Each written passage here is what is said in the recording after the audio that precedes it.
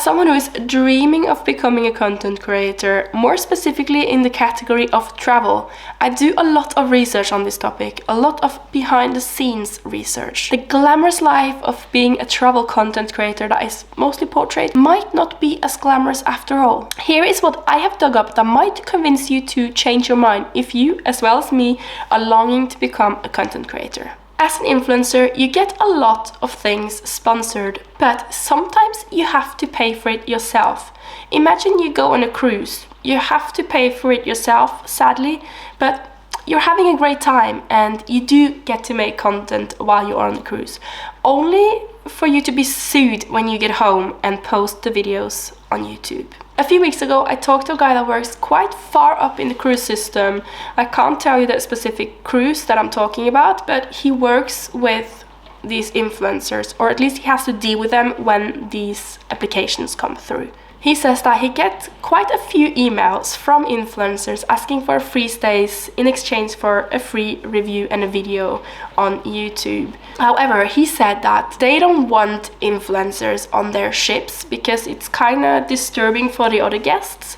And if they film and use it for commercial use, which means you earn money from your videos, they will sue you instantly if you don't have the right license and permission to film. So if you are an influencer and you earn money on your videos and you film on a cruise ship without actually having the permission to film on a cruise ship, you will get sued. Often you see influencers fly first class and business class when they're flying somewhere, and you're just thinking they must be super rich. Some of them are super rich, but some of them are just really frequent flyers. And when you are a frequent flyer, you gain a lot of miles and points that you can use to purchase your flight tickets. So they actually don't purchase their tickets with money, they purchase their tickets with points. If you want to learn more about this, you can watch the video popping up here.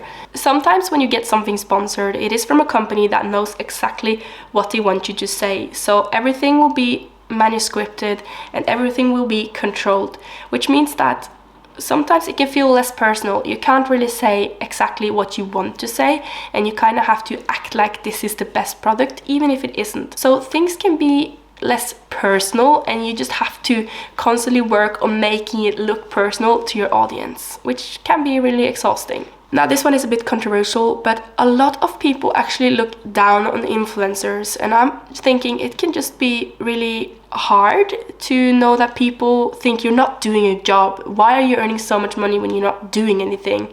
And I have heard people call influencers stupid. Influencers are not smart. And of course they're smart, and of course they do a lot of work that people don't understand, they don't see. But if you are an influencer, I think it can be really exhausting, constantly having to explain what you're doing, why you're doing something, and why you're earning money, and kind of have to defend yourself and tell people why you're not stupid. Being an influencer can be time consuming. If you're really lucky and if you earn enough money, you can outsource some of your work, like your editing or making your thumbnails. You can have someone to do the analytics for you. But some people choose to do some of these things themselves, and it's time consuming. Even if you're just making content, if you're making a lot of content, it's time consuming. You might love what you're doing, but sometimes you have to put other things aside. Some influencers say that when you are an influencer, you're always at work.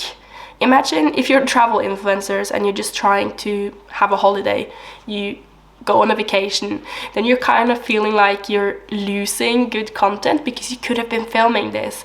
And I think you're just constantly thinking, what can my next idea be? What can my next video be about?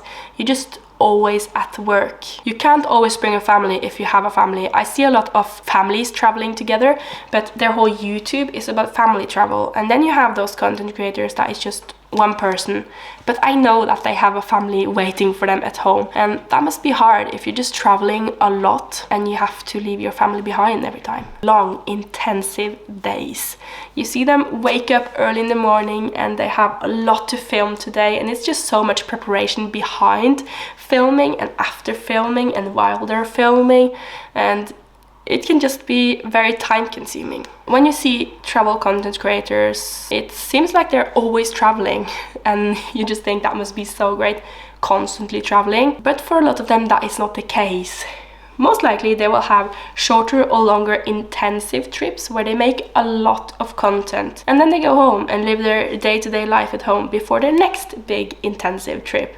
And while they're home, these videos are being edited and pushed out on YouTube, and it just seems like a constant stream of traveling, but in reality it all happened in that 1 week and not in over those span of 2 months that you see those videos being published.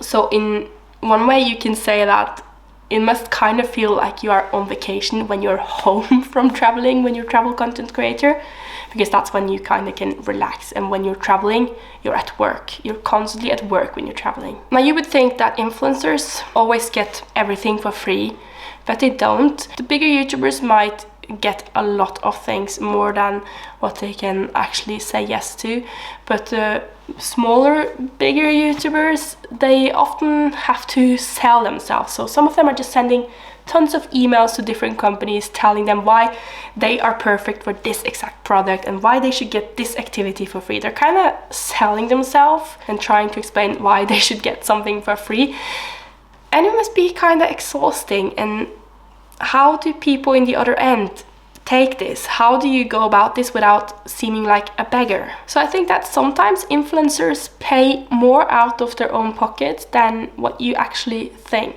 For example, if they get this one activity free in a different country, most likely sometimes they won't get the flight tickets and the accommodation and everything around sponsored as well.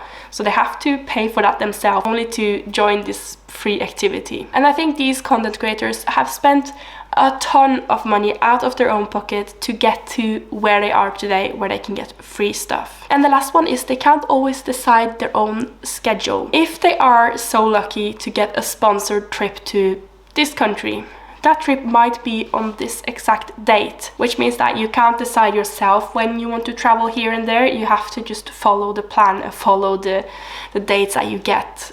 Which means that sometimes you have to put other things aside and maybe you have to cancel plans that you had at home just for work.